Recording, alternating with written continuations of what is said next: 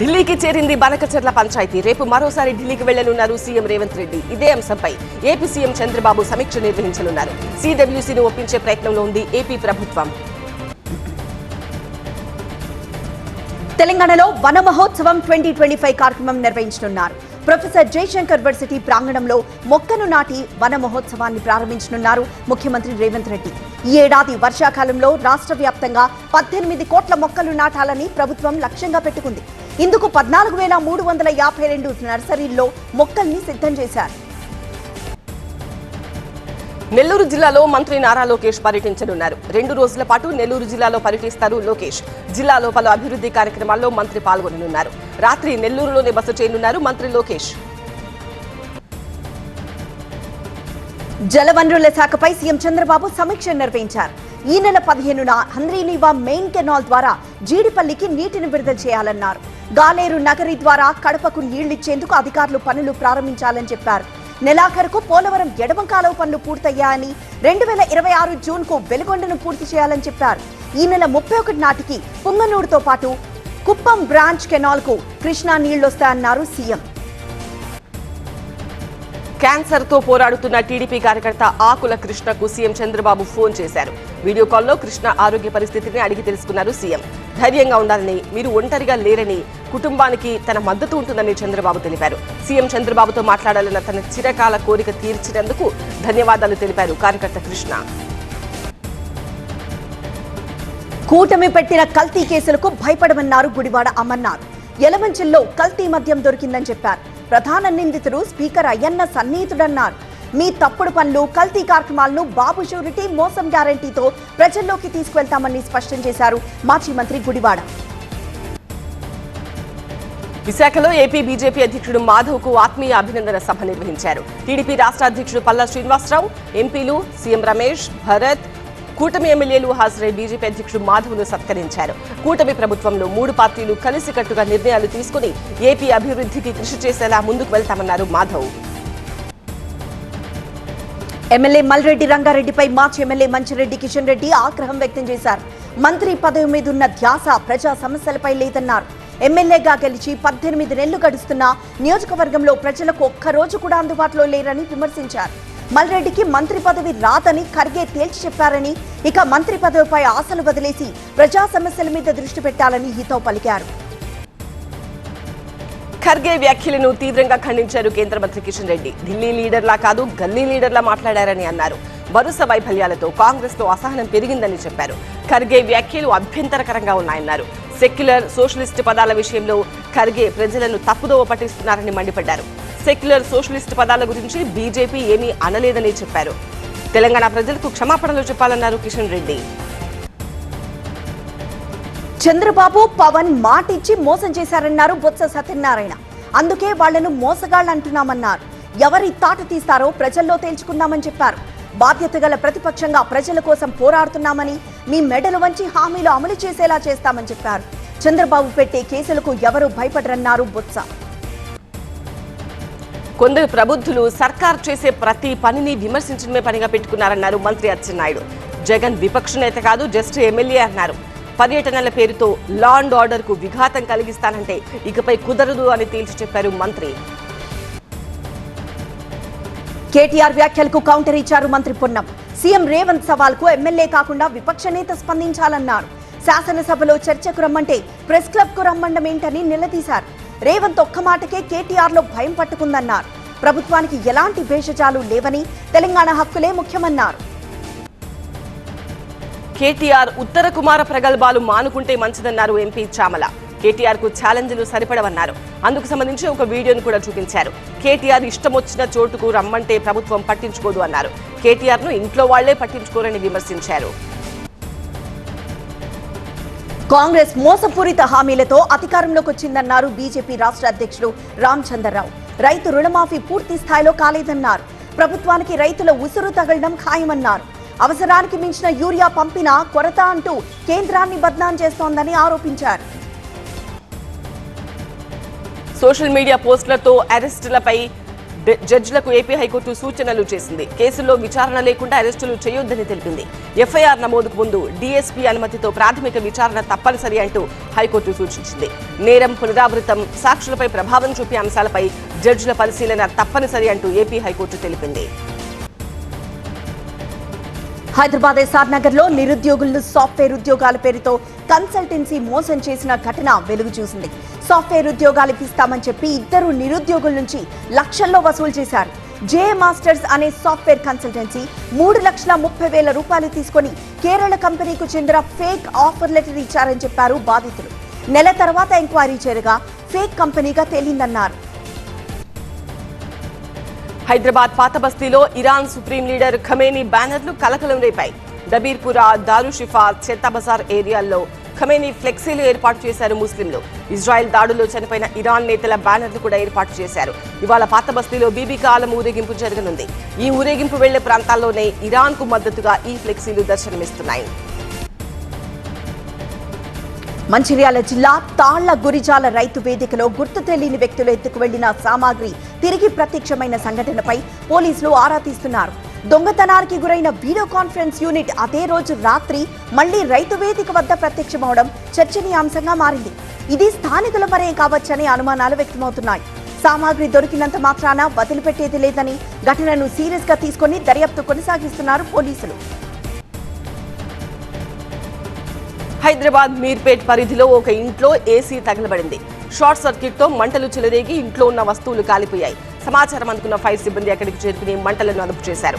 ఈ ఘటనలో ఎలాంటి ప్రాణ నష్టం జరగలేదు. కాకినాడలో కాపు నేతలతో వంగవీటి రాధ సమావేశమయ్యారు. ఎమ్మెల్యేలు చిన్నరాజప్ప, జ్యోతుల నెహ్రూ, సత్యప్రభ పాల్గొన్నారు. జిల్లాలో పార్టీ బలోపేతం, కాపు నేతల మధ్య సమన్వయంపై చర్చించారు. కాపు కోత్రాలో జనసేనకు అధిక ప్రియారిటీ ఇవ్వడం వల్ల తమకు ఇబ్బందిగా ఉంటుందని నేతలన్నారు. పార్టీ దానికి అనుగుణంగా నిర్ణయం తీసుకోవాలని, అవసరమైతే పార్టీ పెద్దలను కలవాలని నిర్ణయించుకున్నారు. హైదరాబాద్ లోని డైరీ సెంటర్లపై ఫుడ్ సేఫ్టీ అధికారులు దాడులు చేశారు. హైదరాబాద్ లోని 48 డైరీ సెంటర్స్ లో అధికారులు సోదాలు నిర్వహించారు. ఇప్పటి వరకు 56 శాంపిల్స్ సేకరించారు. FSSAI నిబంధనలు పాటించిన వారికి నోటీసులు జారీ చేశారు. ఉత్పత్తులపై లేబుల్స్ లేనట్టు గుర్తించారు అధికారులు. ప్రజలందరిపై గ్రామదేవత పోచమ్మ తల్లి ఆశీస్సులుండాలని కోరుతూ ఆలయ ఆవరణలో స్వచ్ఛ భారత్ నిర్వహించారు బీజేపీ నేతలు. పెద్దపల్లి జిల్లా సుల్తానాబాద్ లో తొలి ఏకాదశి పర్వదినాన్ని పురస్కరించుకుని పోచమ్మ ఆలయ పరిసరాల్లో పేరుకుపోయిన పిచ్చి మొక్కలు, చెత్తా చెదారాన్ని తొలగించారు.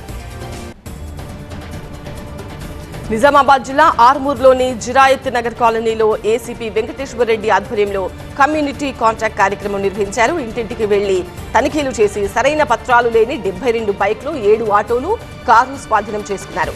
30 మంది అనుమానితులను గుర్తించారు. గంజాయి వంటి మత్తు పదార్థాలకు దూరంగా ఉండాలని పోలీసులు సూచించారు. సిద్దిపేట జిల్లా హుస్నాబాద్ నియోజకవర్గంలో మంత్రి పొన్నం ప్రభాకర్ పర్యటించారు. కోహెడా మండలం బస్వాపూర్లో మొహర్రం వేడుకల్లో మంత్రి పాల్గొన్నారు. హుస్నాబాద్ పట్టణంలోని ఎల్లమ్మ చెరువుతో పాటు మండల కేంద్రంలో పందిళ్లవాగు వంతెన నిర్మాణ పనులను పరిశీలించారు. వంతెన నిర్మాణం పనులు వేగవంతం చేయాలని అధికారుల్ని ఆదేశించారు పొన్నం. జూరాల ప్రాజెక్టుకు వరద కొనసాగుతోంది. 12 గేట్ల ద్వారా దిగువకు నీటిని విడుదల చేస్తున్నారు. ఇన్ఫ్లో 1,12,500, అవుట్ఫ్లో 1,12,526 క్యూసెక్కులుగా ఉంది. పూర్తి స్థాయి నీటి మట్టం 318 మీటర్లు కాగా ప్రస్తుత నీటి మట్టం 317 మీటర్లకు చేరింది. జూరాల ప్రాజెక్టుకు సందర్శకుల తాకిడి పెరిగింది. కృష్ణమ్మ పరవళ్లను తిలకించేందుకు వస్తున్నారు జనం. బంగాళాఖాతంలో ఉపరితల ద్రోణి కొనసాగుతోంది. 2 రోజుల పాటు తెలంగాణలో వర్షాలు కురిసే అవకాశం ఉంది. తెలంగాణలో తేలికపాటి నుంచి మోస్తారు వర్షాలు కురుస్తాయని వాతావరణ కేంద్రం తెలిపింది. గంటకు 30 నుంచి 40 కిలోమీటర్ల వేగంతో ఈదురుగాలులు వీస్తాయని అధికారులు తెలిపారు. సాంస్కృతికంగా అనుసంధానం అయ్యేటప్పుడు దూరం అన్నది అడ్డంకి కాదన్నారు మోదీ. 5 దేశాల విదేశీ పర్యటనలో భాగంగా అర్జెంటీనా రాజధాని బ్యూనస్ ఎయిర్ వెళ్లిన ప్రధానికి అక్కడ భారత సంతతి ప్రజలు ఘన స్వాగతం పలికారు.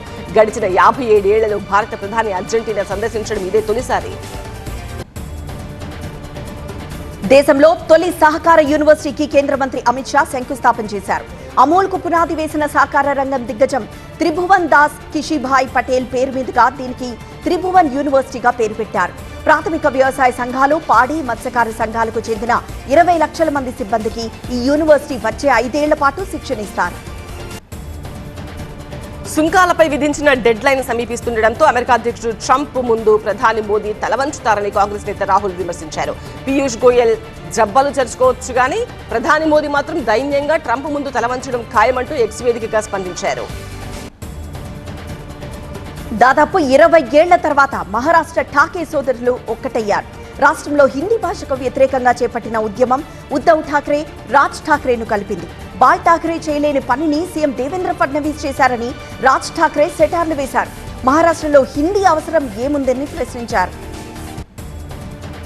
ఇకపై తమనెవరూ విడదీయలేరు అన్నారు మహారాష్ట్ర మాజీ సీఎం ఉద్ధవ్ ఠాక్రే. సినిమా తరహాలో ఇద్దరు సోదరులు స్టేజ్ మీదకు వచ్చిన ఘట్టాన్ని చూసేందుకు వేలాది మంది తరలివచ్చారు. మహత్తర ఘట్టం చూసేందుకు ముంబైలోని అనేక ప్రాంతాల్లో ఎల్ఈడీ స్క్రీన్స్ ఏర్పాటు చేశారు.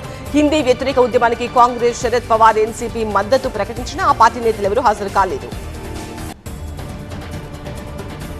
ఓటర్ జాబితా సమీక్షకు నిరసనగా బీహార్ బంద్ కు రాష్ట్రీయ జనతాదళ్ పిలుపునిచ్చింది. ఈసీ నిర్ణయాన్ని వ్యతిరేకిస్తూ ఈ నెల 9న బీహార్ బంద్ పాటించాలని పార్టీ కార్యవర్గ భేటీలో లాలూ ప్రసాద్ యాదవ్ ప్రకటించారు. బీహార్లో ప్రభుత్వం ఏర్పాటుతో పాటు బీహార్ను కూడా సరిచేయాల్సిన అవసరం ఉందని తేజస్వి యాదవ్ అన్నారు. ప్రతి ఎలక్షన్ ముందు ఓటర్ జాబితాను అప్డేట్ చేయడం చట్టంలో భాగమన్నారు chief election commissioner Gyanesh Kumar. దీనికి సంబంధించి సమస్యలపై గతంలో విపక్షాలు అనేక సార్లు ఫిర్యాదు చేశాయని గుర్తు చేశారు. ఓటర్ జాబితా అప్డేట్ కోసం 1,00,000 మంది బూత్ స్థాయి అధికారులు పనిచేస్తున్నారని తెలిపారు.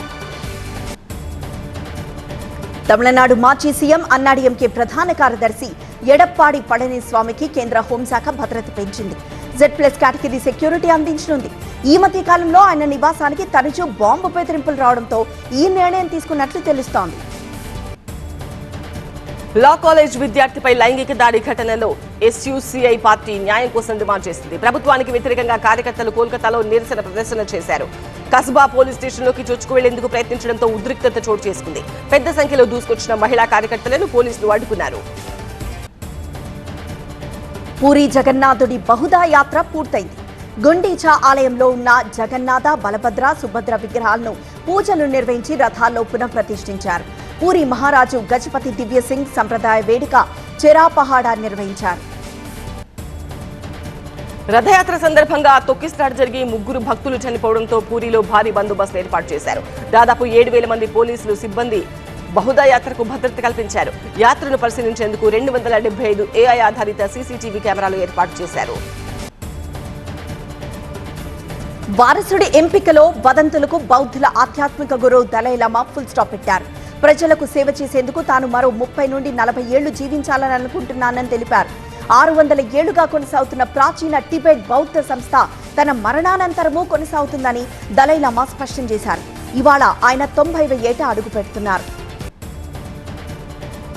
హిమాచల్ ప్రదేశ్ లో గడిచిన 2 వారాలుగా కురుస్తున్న వర్షాలకు 75 మంది మరణించారు. ఇందులో 49 మంది వర్షాలకు చనిపోగా 26 మంది రోడ్డు ప్రమాదాల్లో కన్నుమూశారు. ఇప్పటికీ మరో 35 మంది జాడ తెలియడం లేదు. మరో 100 మంది వర్షాల ధాటికి గాయపడ్డారు. 700 కోట్ల రూపాయలకు పైగా నష్టం వాటిల్లినట్టు ప్రభుత్వం ప్రాథమికంగా అంచనా వేసింది. మధ్యప్రదేశ్ షోపూర్లో భారీ వర్షానికి పట్టణమంతా నీరు నిండిపోయింది. చాలా ప్రాంతాల్లో రోడ్లపై నిలిపిన వాహనాలు మునిగిపోయాయి. కార్లు మునిగిపోయేంత వరద నీరు రోడ్లపైకి చేరింది. ఇళ్లలోంచి బయటకు వచ్చే పరిస్థితి లేకపోవడంతో జనాలు తల్లడిల్లిపోతున్నారు.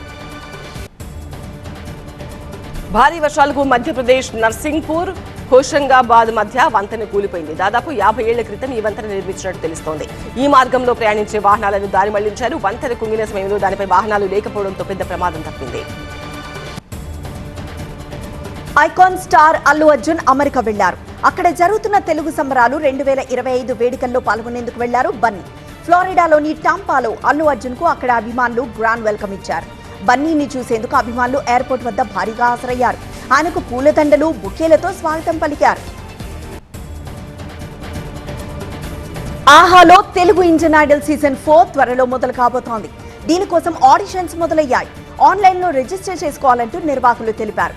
14 నుంచి 30 ఏళ్ల లోపు సింగర్స్ ను ఆడిషన్స్ కోసం పిలుస్తోంది ఆహా. తమ పేర్లను రిజిస్టర్ చేసుకోమంటూ ఒక ఫోన్ నెంబర్ కూడా ఇచ్చారు.